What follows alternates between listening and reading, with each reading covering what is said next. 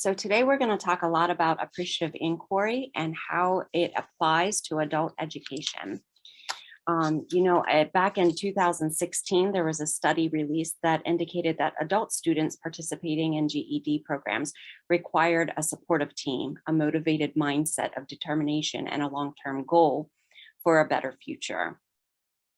Literature from 1999 through 2010 identified multiple times the need for full-time employment as a significant barrier to these GED students.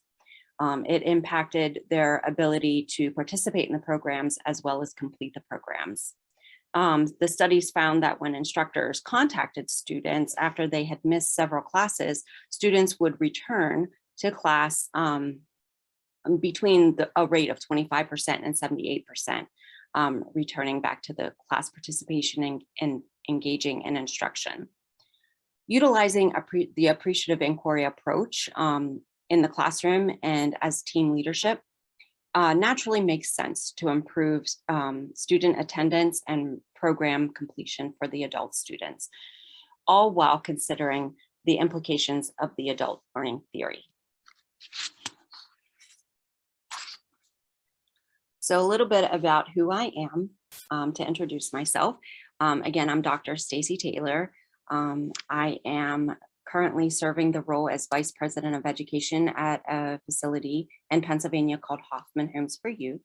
I'm also an adult ed instructor for Frederick Community College. So I started exploring the concepts of appreciative inquiry and appreciative leadership through my master's program, through an action research thesis project that I completed. And in this project, I focused on team inclusivity and identifying barriers that caused exclusion, how to restructure team norms and expectation to cast a vision that every person and any person could be part of a team and be valued as part of that team. I continued this passion in my doctorate work, where I started in Alaska, where I lived for 4 years. I earned my administrative certification in Alaska and started my doctorate program. I served in administration roles in Alaska, and many days as an administrator during that time were served as a substitute teacher. Turnover was a consistent barrier to quality instruction and consistent team building and rapport and all of those things. Teacher recruitment required extensive travel and a significant budget on top of it. Teams within the schools, as well as students and families and community members, often demonstrated a lack of trust. New teachers were ostracized at times because of that lack of trust. And it severed relationships and fragmented teams consistently with all of the turnover. So I became intrigued about this rate of turnover and what kind of leadership styles and approaches would be beneficial and helpful to reduce that turnover. I then moved in 2018 here local to the lower 48 and accepted the role as vice president at Hoffman Homes. My first year, we only had a 33% retention rate with teachers and staff in the academy. We had 21 positions available and only 33% of those positions maintained the first year that I came on board. The second year, I implemented some of the strategies and techniques that I had been learning about in my research and my studies. And we improved from a 33% to 86% retention rate. And we increased our positions to 24 positions. The third year, we experienced even more retention at a 93% retention rate with 24 positions remaining. And then my fourth year, this past year, we had a 98% retention rate, which I celebrated a lot. It was very exciting, and we had increased our positions to 28 positions in the academy. Some of the strategies that were used based on the studies and the research again and interviews that I was doing and all the things that I was learning through all of my educational journey, as well as my experiences in Alaska. I implemented some of the strategies I learned, like using semi-structured interviews when I was interviewing candidates for positions, making sure I took them on a tour, explained the program, ensuring that the program was a good fit for the person, the candidate, just as much as the candidate was a good fit for our program. Also implementing face-to-face coaching sessions with every staff person in the academy. I implemented regular classroom observations with immediate feedback for the teachers and staff.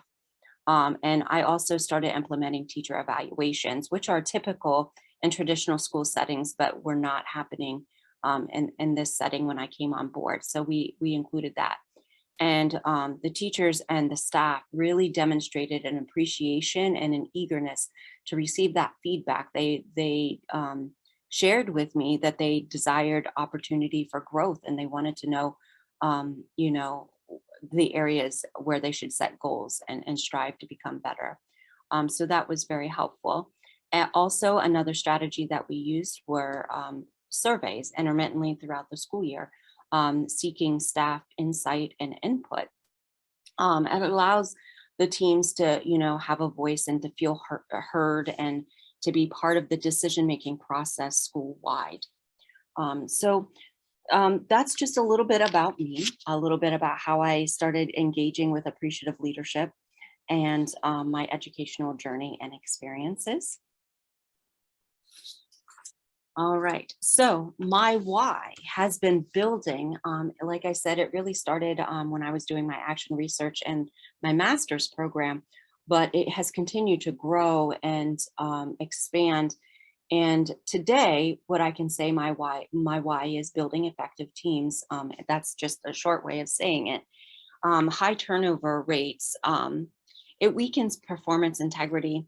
It disrupts collaborative connections, you know, and it burdens additional responsibilities and stress on the staff that is retained.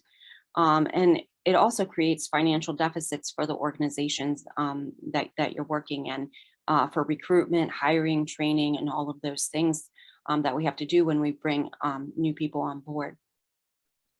And so it has become my conclusion that, you know, education or any team really in the workforce seeking innovation and productivity, we require immediate transformation. Like, it needs to start happening now with a new approach to retain quality individuals in our workforces.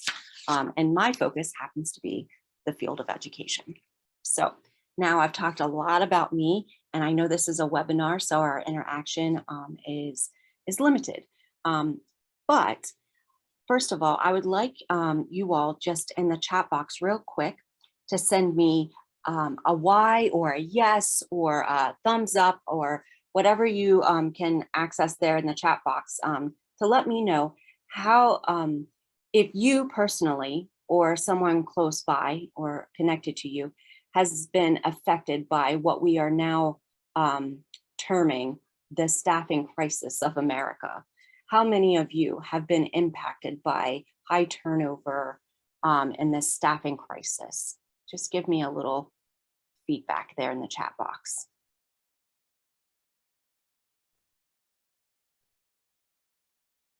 I'm seeing lots of yeses coming through.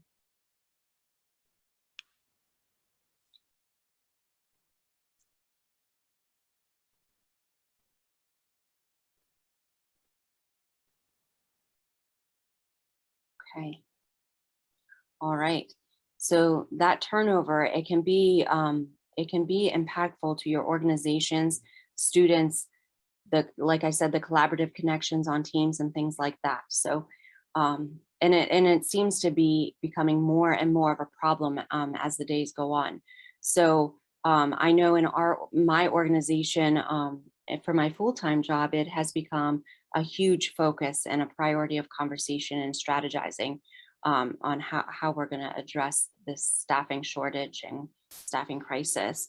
So I would like to give you all the opportunity to interact and share with me your why. So we're going to go ahead and move forward.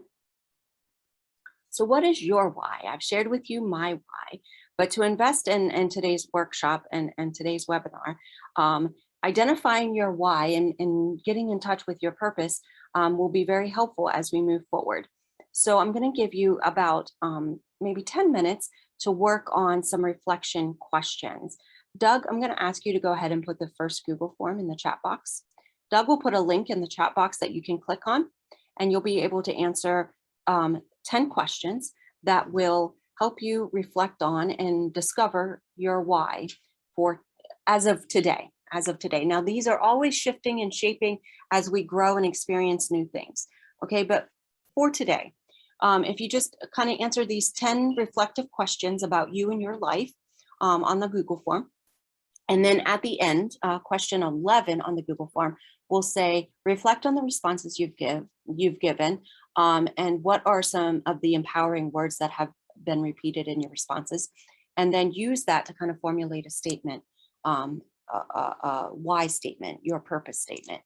Okay, so just take about 10 minutes to go ahead and work on that form. I'll mute myself, but I'm here watching the chat box if you have questions or would like some feedback.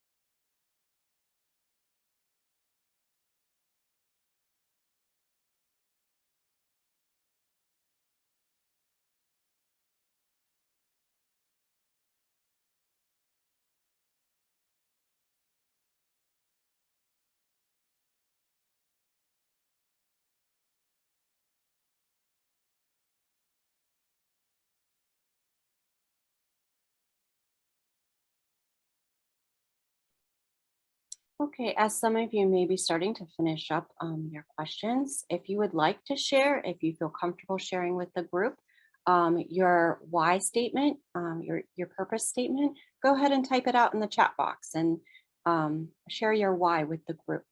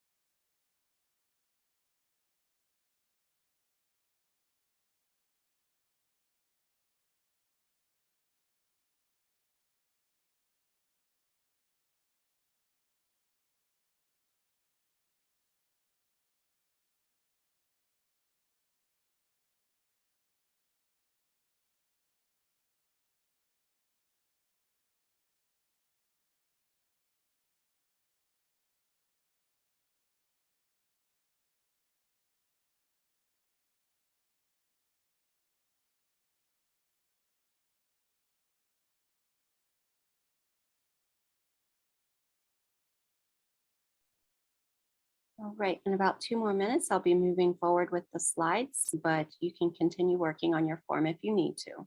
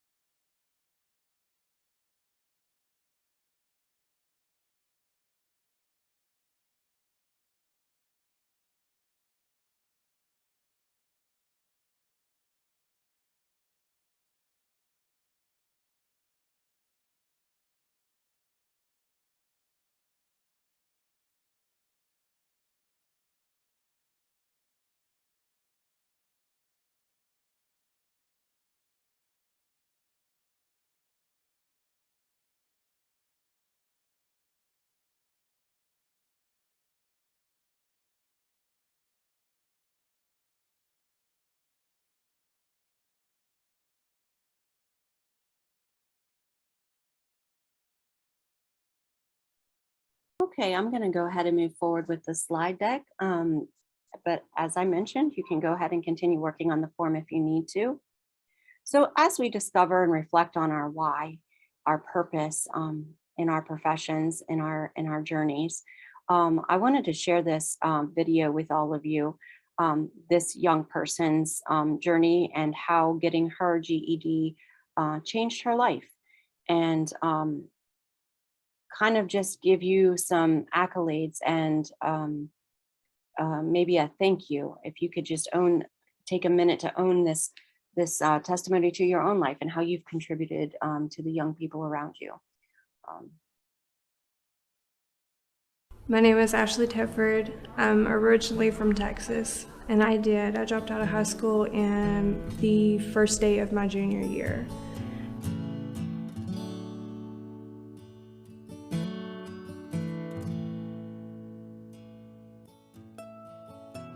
I was told by my counselor in high school that I was so far behind that I would have to do 4 full years of all classes, all extra classes, all extra credits, all summer classes.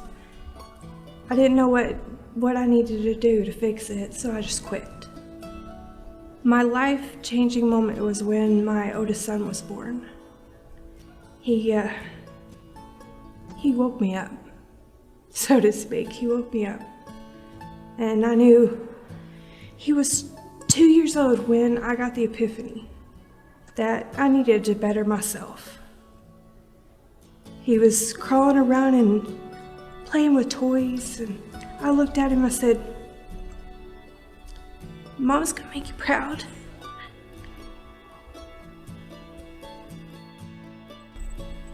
It took me a little bit.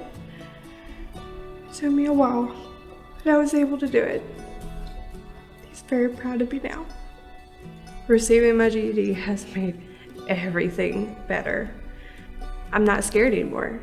I have an awesome job right now. I love it. And I get to meet new people every day. And I make their day better every day. Or at least I think I do.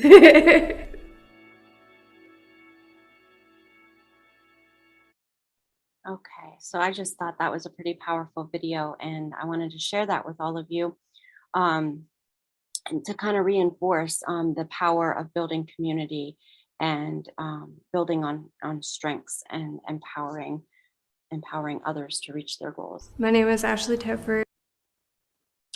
All right, now we're just going to do a quick recap of adult learning theory, which I know many of us are already very familiar with, but just to kind of review, the things that adults need as learners. They need to know why they're learning what they're learning. It should be self-directed, bringing their experience from life into their learning environment, using a problem-solving approach, and really reaching in for that intrinsic motivation. So we're going to just talk a little bit about that. And another little quirky thing about me, I love quotes. So here's just a little quote that is pretty relevant. The most powerful weapon on earth is the human soul on fire. So again, tapping into your why, helping others find their why, their purpose, their vision for life. It's a powerful weapon, and it will help us all succeed as a community. All right, so let's talk a little bit about the research. This research that I'm going to refer to is the research that was done during my dissertation, which is fairly new, newly completed. I finished in the spring of 2021, so it's recently just completed. But I wanted to share some of the research that I focused on appreciative inquiry with you.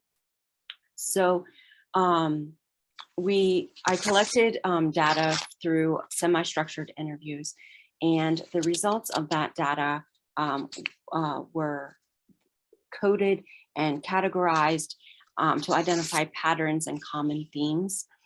All of the interviews were recorded and then scripted out, transcribed, and then coded, as I said, for patterns. And so some of the common themes that you see here in this matrix continue to surface in all of the interviews. So you start to realize that teacher identity, the leadership attributes of the organization, and the organization attributes of themselves, as well as and things that they wanted to see improved in their organization or on their campus were also identified.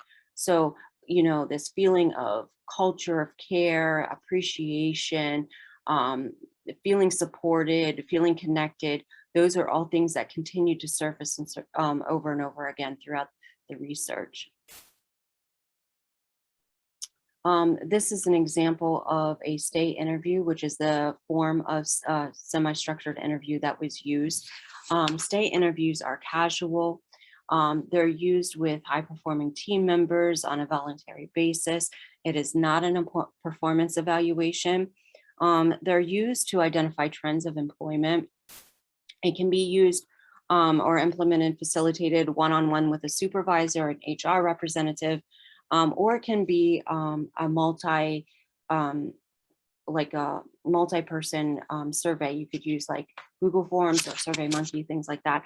The important thing is you want a system in place where you can aggregate the data so that you can identify the triggers and focus on positive attributes of the individuals as well as the organization and teams. So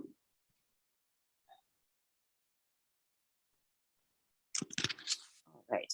And then I want to apply the research that was done and the things that were discovered through the research to the adult learning theory. Adult learning theory is the practice of educating adults to develop their knowledge and skills.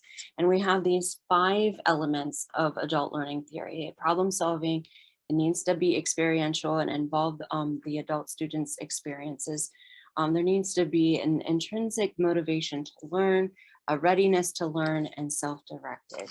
And so we're going to look at each of these in a little bit more detail. All right. A problem-solving approach. Adults learn best when they can apply concepts to their daily lives and solve problems while doing that. Appreciative inquiry embraces a problem-solving approach through inquiry and discovery. That's what it's all about. It's about initiating change through asking reflective questions. When you ask reflective questions, the people who are reflecting and answering those questions are then engaged by the thought process and the reflection itself, which inspires them to make change and to take action on the problems presented to them. So it is a natural way to build inquiry into initiating change and transformation. Again, experiential. Adults want to be a part of the planning process as well as the implementation of their learning experience. Appreciative inquiry facilitates a collaborative and supportive learning experience by really focusing on relationships and that networking piece of it within the class and within teams. The motivation to learn. Children are usually motivated by rewards or prizes, right? Or points or acknowledgements, rewards. Adults are more intrinsically motivated for purpose or sense of accomplishment, sometimes a paycheck or status. With an appreciative mindset, adults know that they're expected to give their best for the greater good. And they also have this element of trust where they're trusting that their teammates, their classmates are also doing the same thing. So that it's more of an intrinsic internal motivation rather than expecting the rewards and acknowledgement and accolades. Adults learning center around their roles and responsibilities. So the positions or roles that they're currently in play a huge part in whether or not they're ready to learn and move forward in their educational journey. Appreciative inquiry promotes this sense of direction. It promotes transformation. It promotes growth. It's always challenging individuals to think reflectively and critically of their knowledge base and what they could do more to achieve their goals. Okay. Self-directed. Adults take initiative to understand their learning needs and to achieve their goals, while appreciative inquiry acknowledges and builds on individual strengths, increasing confidence and self-directed growth. So again, we see here that adult learning theory and appreciative inquiry go hand in hand and complement each other. And it would be a natural way to really build up that appreciative, positive energy within the classroom setting and team settings of adult education. So what is a takeaway that we can bring from connecting adult learning theory and appreciative inquiry? Appreciative inquiry supports adult learning theory and the learning environment. How do I hope to inspire you? I hope to help you reflect on how can you use appreciation and inquiry to build class morale, commitment, and success. And I'm going to help lead you through a process in a way that you can take the next steps to take action to bring transformation to your classroom, to your team, or to your organization, depending on your role and sphere of influence. So let's talk a little bit more in depth about appreciative inquiry. The impact of appreciative inquiry in education addresses the 3 factors of retention and turnover. And if you apply this concept of turnover and retention, we also see it in our adult ed programs where students will miss several classes in a row. I know that, we focus on at FCC, student retention and making sure that we stay in contact with our students and try to build the classroom environment to the best of our ability, so that the students want to keep engaged and keep participating in return and stay in contact with their instructors and things like that. So it is definitely applicable to the world of adult ed, and making sure that we can connect those dots is what we're going to do in today's workshop.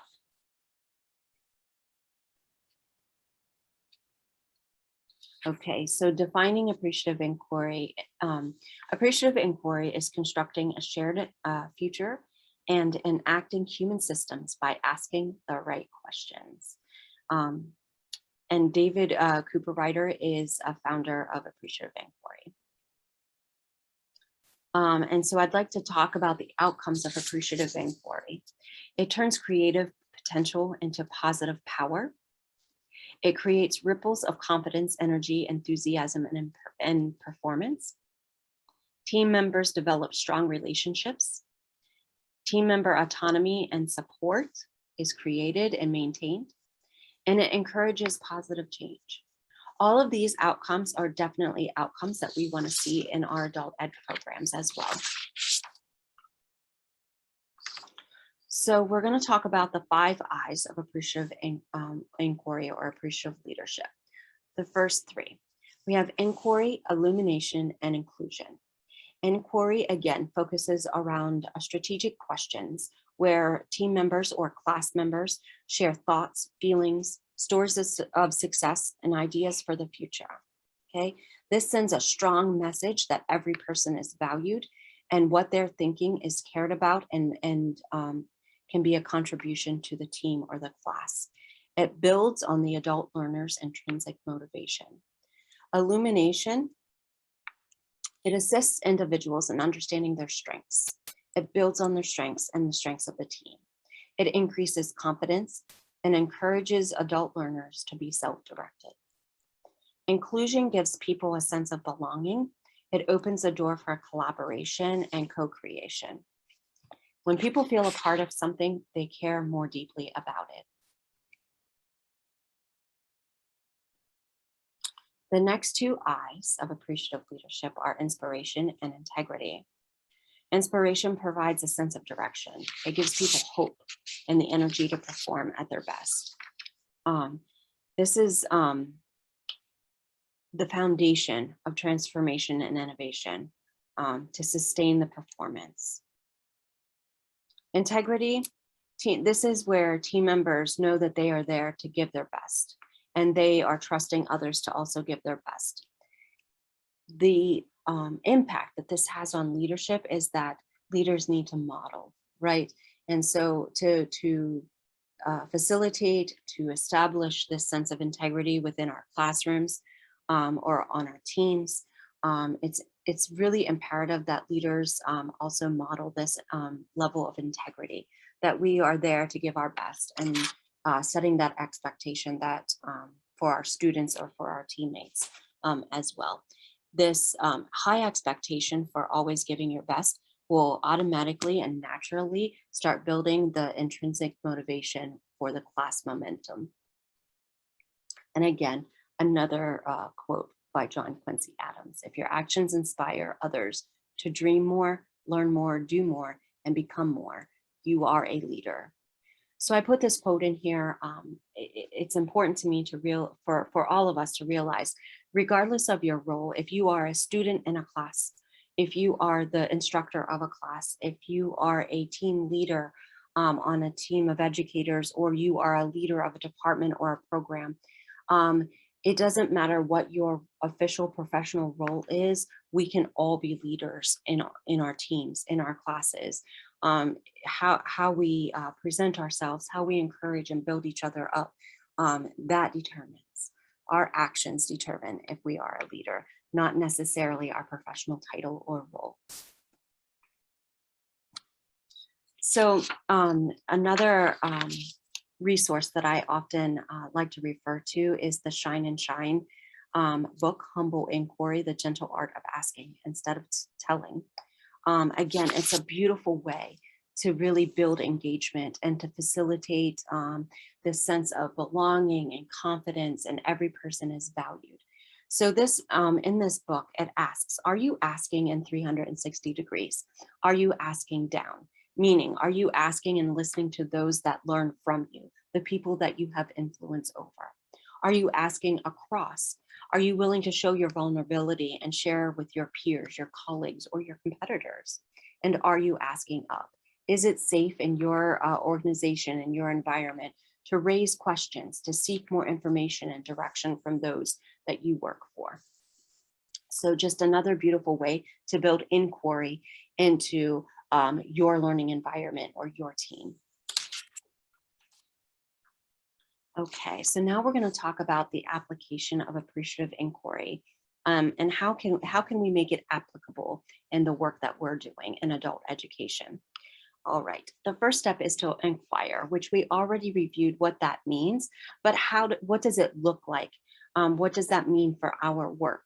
Well, some ideas are here on this slide: using surveys, stay interviews, coaching sessions, class meetings, and open door appointments. Those are all just some, just a few ideas, and that's not an exclusive list. You know, there are many more other ways to inquire and to seek input and feedback. Again, illuminate just a few ideas to focus on individual strengths, providing observations with feedback, using public praise, offering opportunities for students or team members to share with others. Inclusion, creating a sense of belonging. How do we do that? How do we make that a reality in our environment, in our daily life? Using small groups with student leaders or team leaders, ensuring that every voice is valued and heard, and using student feedback for change. One important thing that I do want to point out with appreciative inquiry, it is so critical that if we use the element of inquiry to solicit feedback and input from our team, whether it's students or colleagues, we want to make sure that that feedback is purposeful and used for an intended purpose. An action plan is developed. We want to make sure that that feedback is used for transformation and change. One of the most counterproductive things that we could do is ask for feedback and input and then not do anything with it. It creates this sense of disvalue, or frankly, some people find it a waste of time.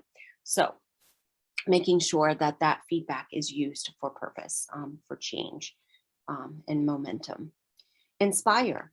What can we do to provide direction? Some ideas could be to develop or revise class norms to increase buy-in, getting everybody involved to develop those norms.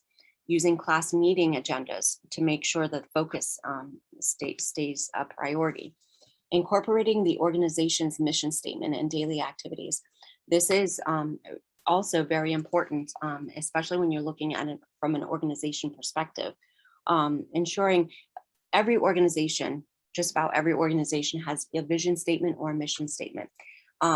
Ensuring that the teams, organization-wide, professionals, instructors, are sharing that vision and that mission and living that out. It will create a sense of unity, and it will increase momentum for transformation and making sure you maintain that positive culture of care. Integrity. What can we do to maintain integrity? Expecting excellence always. Making sure we model the standard of excellence. Having reflective conversations when needed about the excellence that is expected and when it's observed and when it's not observed.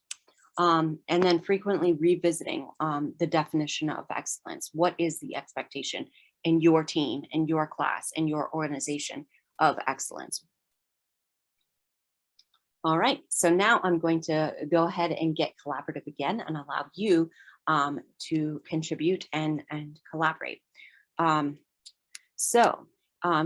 will be able to access a link and start developing your own plan of action. And on this plan, you're going to talk about how will you facilitate inquiry? How will you illuminate strengths? How will you build inclusivity in your class or on your team? How will your school's visions or organization's vision become internalized and part of everything you do? And how will integrity be demonstrated and measured? Okay, so your plan, it's on a Google form, so it won't look like this. But essentially the questions that you will ask or answer, I'm sorry, the questions that you'll reflect on are these things. And again, your Google form will look a little different when you access it, but you'll come up with a couple of ideas for each of these steps. So I'm going to give you about 5 or so minutes to go ahead and access that Google form. Doug, if you could put that link in the chat box for us. Thank you. So I will give you about 5 minutes to go ahead and work on that.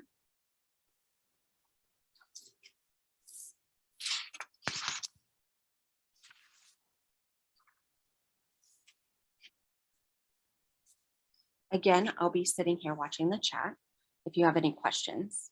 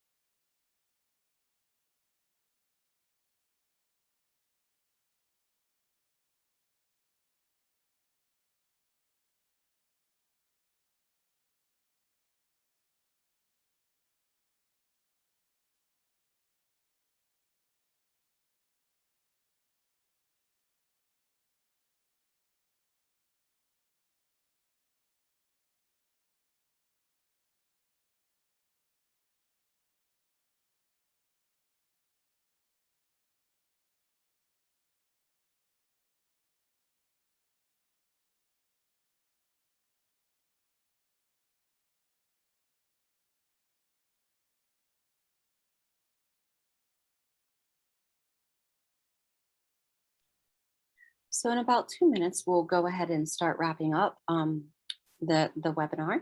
Um, and I know that 5 minutes is not nearly enough time to develop a plan of action like this. It takes a lot of reflection and probably collaboration with other team members that aren't with you today. Um, but I'm hoping that this experience just gives you a little bit of insight and maybe ideas of how to move forward with transformation and building a more appreciative approach in your classrooms and teams. So just a couple more minutes and then we'll start wrapping up.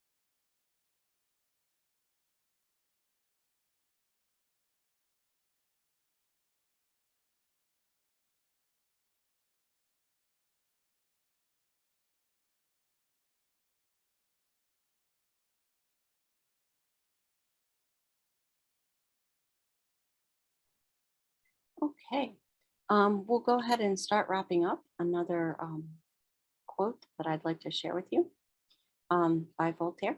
Appreciation is a wonderful thing. It makes what is excellent in others belong to us as well. And that is just so true. So just share that appreciation. All right. That's my challenge to all of us.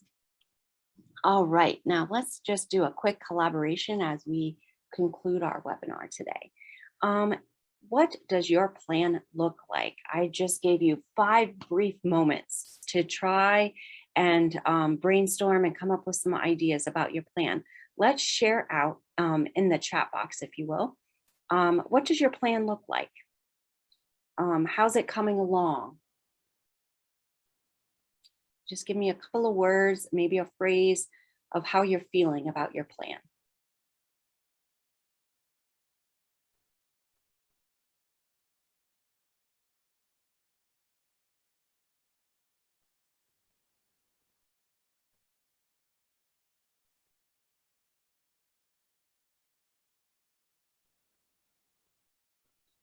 What an awesome ride. Need to get started with it. Fantastic. Great feedback. Lots of opportunities to provide ideas and suggestions. Nice to generate ideas now and build upon later. Yes, thank you. The general plan of tapping into people, immense interest in themselves always works. I agree. What a profound statement. Thank you for sharing that.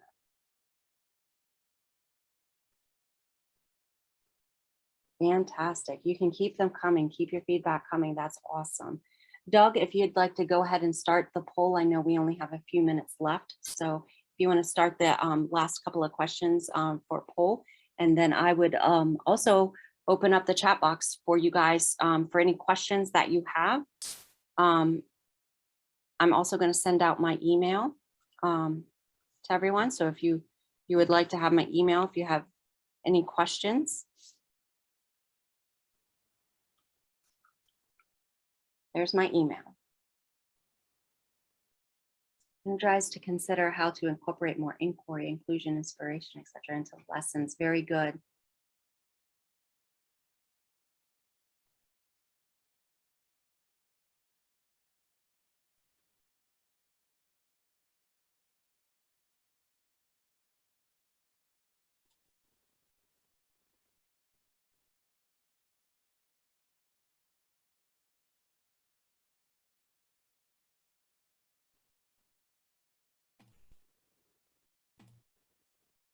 Yes, I love it. Reflective conversations absolutely help us understand our students more. Mhm.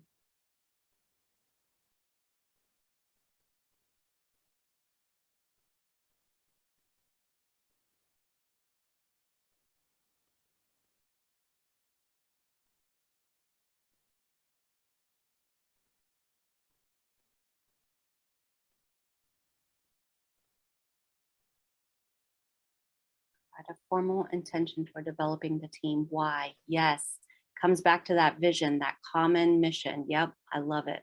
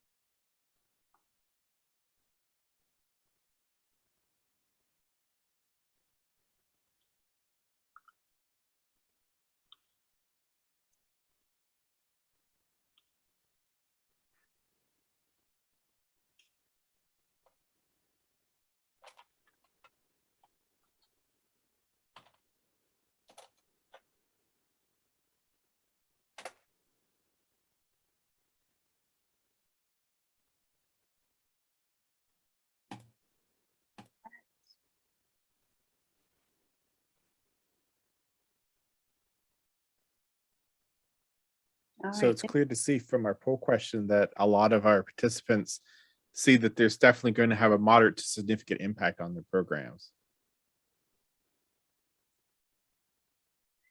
Very encouraging.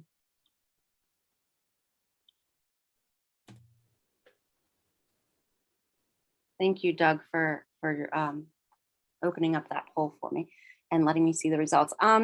So any questions? We only have like 4 minutes left. And Doug, I don't know if you have closing remarks or anything to say. So I think there was one comment from Peg Gold here about the inquiry phase is the crux of the entire process. Can make or break the other four. Great. So please feel free to go ahead. We do have 3 minutes. So if you have any other questions or comments, please go ahead and put them in the chat. But I do want to take a moment just to thank Dr. Taylor for sharing her expertise with us today. It's really a lot for us to think about. And I appreciate you putting so much into an hour session. I know that there's many parts of this could have been their own hour of instruction. So for everyone that joined us today, please take the opportunity to reach out to her. She put her email in the chat box if you have additional questions, or I'm sure if you have thoughts about how you're working on this in your own classroom, please feel free to, I'm kind of speaking on her behalf, but please throw your thoughts her way. It's always great to have an expert to reach out to on these things to, just sometimes it's just to bounce ideas off of. So that's really great resource. Dr. Taylor, thank you so much. I want to put a plug here, make sure that I put the feedback survey. It will be shared with you when you log out of the session, but also some of us like to go ahead and click on it and have it up on our browser window. So please take a moment to complete the feedback survey.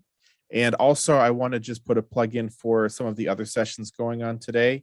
At 2:30, we have using Perusall to create interactive reading activities for online ESOL learners by Lama Masri. And then this evening at 6 o'clock, we have a session on digital journaling to support student writing with Haley Boris. So please make sure you stay with us for those 2 sessions as well. So Dr. Taylor, thank you so much for your time today. We really appreciate it. And if there are no other questions, we hope everyone has a great rest of your day. Thank you so much.